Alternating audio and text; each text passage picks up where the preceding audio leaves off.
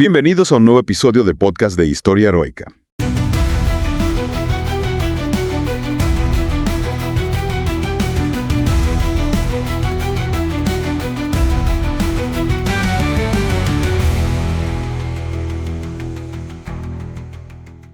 Hoy nos sumergimos en la caída del Imperio Mughal, un imperio que en su apogeo era inmenso. Imaginen Delhi, una ciudad llena de riquezas, más grande que Londres y París juntas, descrita por los poetas como un jardín de rosas. Un verdadero centro de poder y cultura.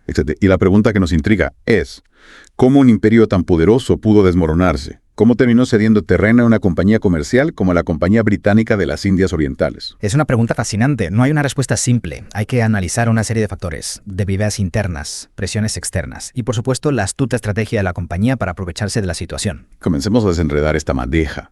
Hablemos de Aurangzeb, el emperador que gobernó durante el declive del imperio. ¿Qué papel jugó en esta historia? Aurangzeb es una figura compleja. Por un lado, expandió el imperio a su máxima extensión territorial, con sus campañas en el Deccan, una región al sur de la India. Un gran conquistador, entonces. Sí, pero por otro lado, algunas de sus políticas, como la reintroducción del impuesto jizya a los no musulmanes, generaron resentimiento y alimentaron la inestabilidad dentro del imperio. Es decir, que mientras conquistaba nuevas tierras, sembraba semillas de discordia dentro de sus propias fronteras.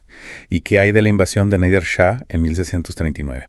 ¿Cómo impactó este evento en el Imperio Mughal? Fue un golpe devastador. Imagínate Delhi, el corazón del imperio, saqueada por el ejército persa de Nader Shah. Se llevaron el famoso trono del pavo real, adornado con el legendario diamante Koh-i-Noor. Un símbolo del poderío mughal. Exacto. Este evento fue un golpe económico y simbólico, pero también expuso la vulnerabilidad del imperio a fuerzas externas. Un golpe directo al corazón del imperio. ¿Y qué sucedió después de este saqueo? ¿Cómo reaccionaron los diferentes actores dentro del imperio? El panorama político se volvió caótico. Diversos poderes regionales, que habían estado bajo el control mughal, vieron la oportunidad de independizarse y empezaron a desafiar la autoridad del emperador. Un escenario de caos y fragmentación. Sí, se intensificó la competencia por recursos y territorios. Imagínate un mercado laboral militar, donde soldados profesionales ofrecían sus servicios al mejor postor. Sin importar la causa o la ideología, la sociedad se militarizó y las lealtades se volvieron fluidas. Un verdadero escenario de caos y ambición desbordada. Y en medio de este panorama, ¿cómo entra en escena la Compañía Británica de las Indias Orientales? Al principio solo eran comerciantes, ¿verdad? Exacto. Inicialmente se enfocaron en el comercio de especias y textiles. Productos muy preciados en Europa. Sí, pero con el tiempo se dieron cuenta de que podían sacar provecho del caos. ¿Y la fragmentación del imperio? ¿Cómo hicieron? Empezaron a establecer alianzas estratégicas con algunos líderes locales y a intervenir en las disputas internas. Jugando un juego político. Exactamente. Esto les permitió ganar influencia política y militar. Es fascinante cómo una empresa comercial pudo transformarse en una fuerza política tan poderosa. ¿Hay algún ejemplo concreto que ilustre este cambio? Claro que sí. Pensemos en Calcuta, una ciudad que comenzó como un humilde puesto comercial de la compañía. Un pequeño punto en el mapa. Sí, pero con el tiempo se convirtió en un imán para comerciantes, banqueros, artesanos, de toda la región, que buscaban un entorno estable y oportunidades de negocio. ¿Un centro de comercio y prosperidad? Exacto. Para mediados del siglo XVIII, Calcuta era una ciudad vibrante y cosmopolita, símbolo del creciente poder económico de la compañía. Es decir, que la compañía no solo se beneficiaba del comercio, sino que también estaba creando sus propios centros de poder dentro del imperio. ¿Pero acaso la compañía era invencible? ¿Tuvieron momentos de debilidad? Por supuesto. A pesar de su astucia y su creciente poder, no estuvieron exentos de problemas. Por ejemplo, en 1770, una terrible hambruna en Bengala, combinada con la corrupción y la mala gestión de la compañía, provocó una grave crisis financiera. ¿Una crisis financiera? Sí, de hecho, tuvieron que pedir un rescate al gobierno británico para evitar la bancarrota. ¡Qué giro tan inesperado!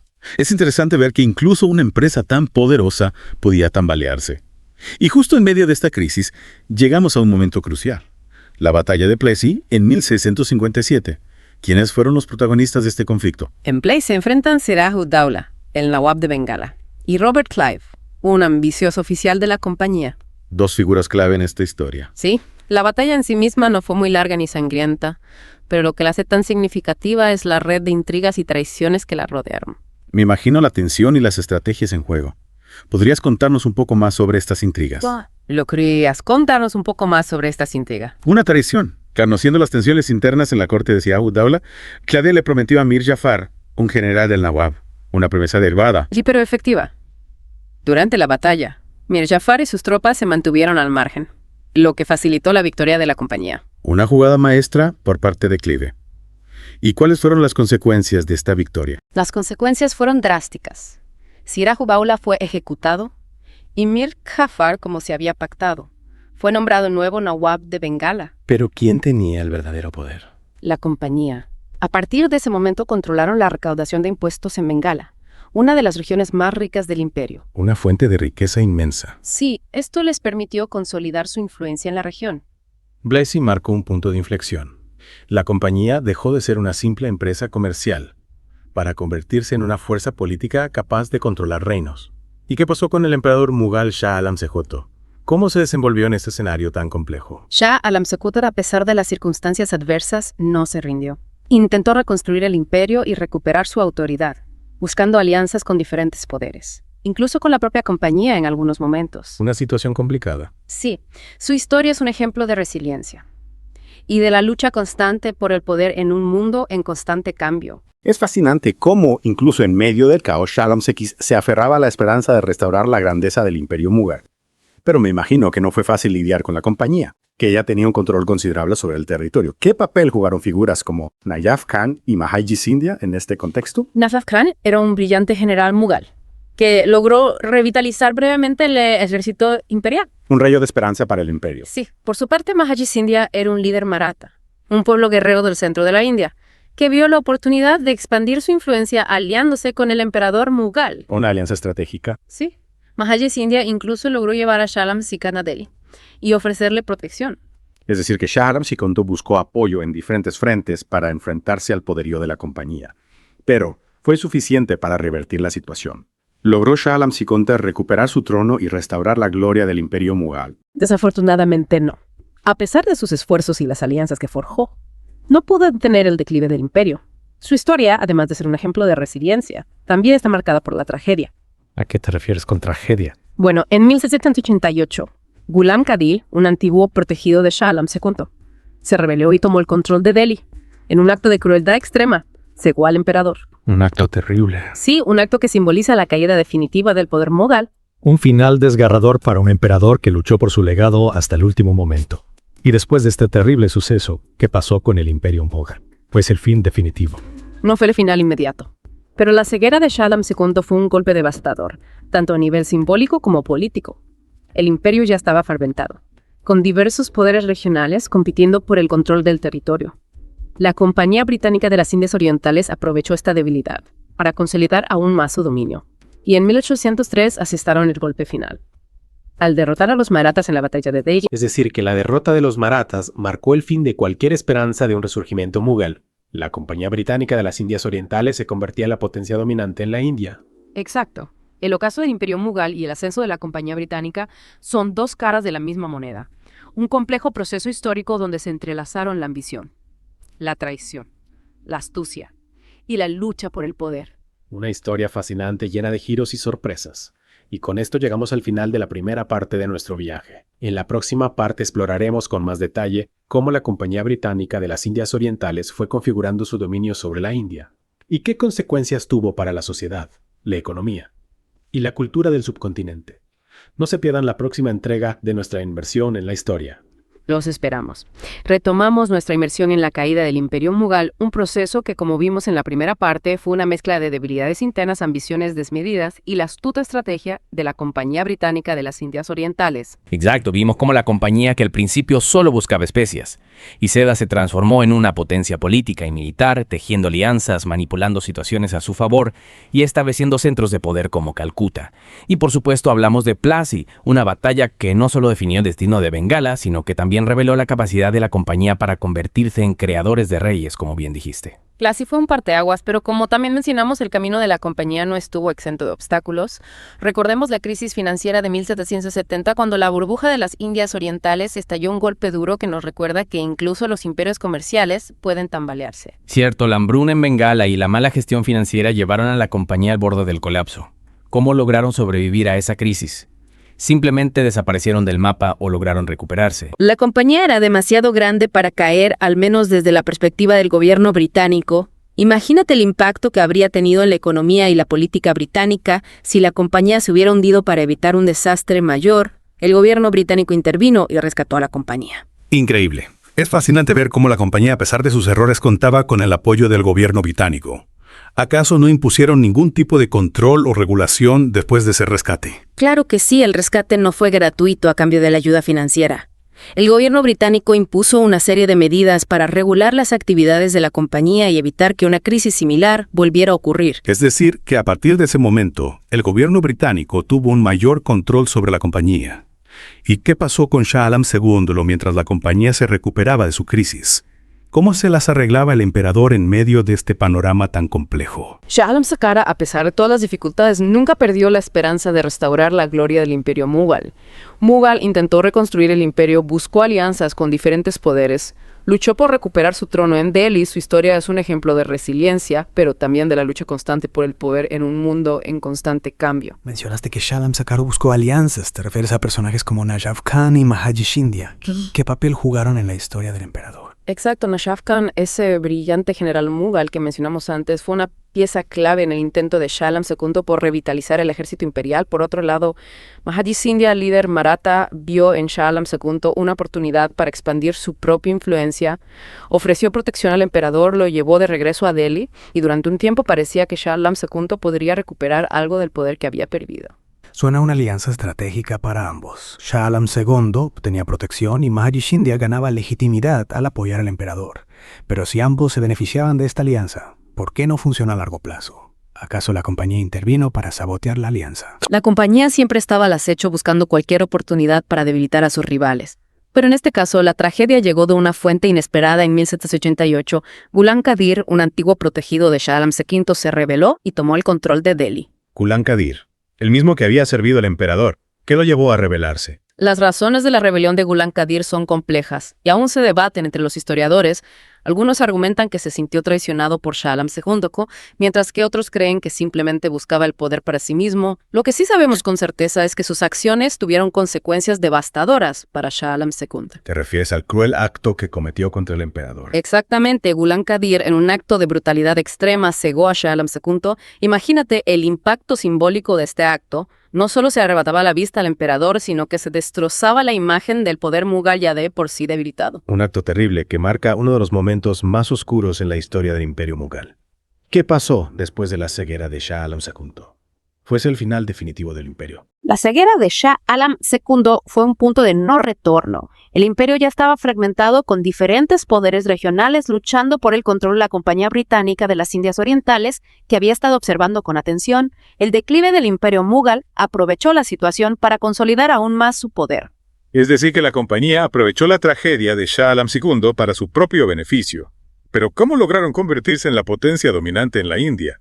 ¿Acaso no había nadie que pudiera hacerles frente? Había resistencia, por supuesto, pero la compañía, con su combinación de astucia militar, poderío económico y habilidad para forjar alianzas, fue superando a sus rivales uno por uno. En 1803, en la batalla de Delhi, la compañía derrotó al ejército maratha, que era la última fuerza capaz de desafiar su dominio en el norte de la India. La batalla de Delhi, otro hito en esta historia con la derrota de los marathas. La compañía se convertía en el poder hegemónico en la India.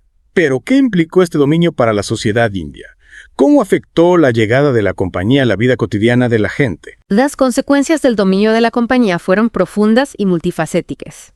La economía india se transformó, la sociedad experimentó cambios radicales y la cultura se vio influenciada por la presencia británica. Es decir, que el impacto de la compañía se extendió a todos los ámbitos de la vida en la India. En la próxima parte de nuestro podcast exploraremos con más detalle estas consecuencias, analizaremos cómo la compañía configuró la India que conocemos hoy. Exacto, nos adentraremos en un periodo fascinante y a la vez controvertido donde veremos cómo la India se fue transformando bajo la sombra del dominio británico. Los esperamos en la próxima entrega para seguir desentrañando las complejidades de esta historia.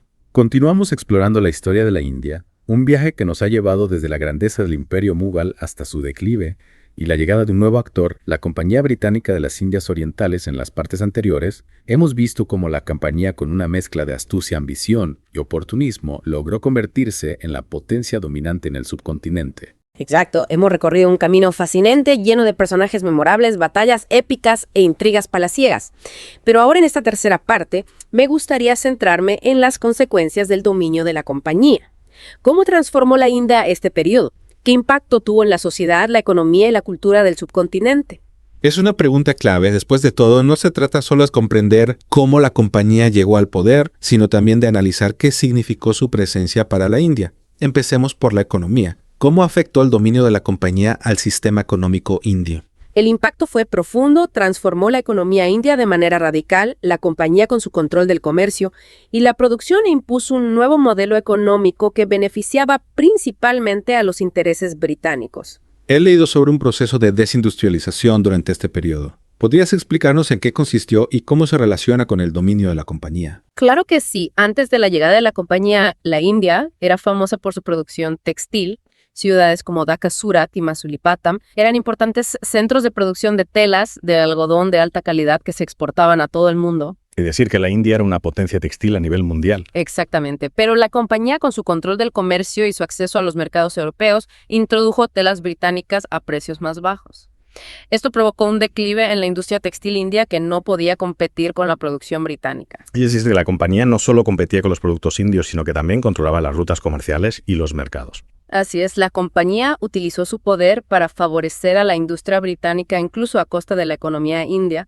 Además, la compañía promovió la exportación de materias primas desde la India, como algodón opio indio, que se utilizaban en la industria británica. Es decir, que la India se convirtió en un proveedor de materias primas para la industria británica y un mercado para los productos manufacturados británicos, un cambio radical que sin duda tuvo consecuencias negativas para muchos sectores de la sociedad india. Por supuesto, el declive de la artesanía tradicional provocó la pérdida de empleos, el empobrecimiento de amplios sectores de la población y la dependencia de la economía india respecto a los intereses británicos. Y este cambio económico también afectó la estructura social de la India. ¿Cómo impactó la compañía en las relaciones entre diferentes grupos sociales? La compañía introdujo nuevas leyes, nuevas instituciones y nuevas formas de pensar que alteraron el tejido social de la India. Por ejemplo, se impuso un sistema legal occidental que reemplazó las leyes y costumbres tradicionales. ¿Y cómo fue recibido este cambio por la población india? Hubo resistencia, por supuesto, pero también hubo quienes vieron en el sistema legal occidental una oportunidad para acceder a la justicia de una manera más imparcial.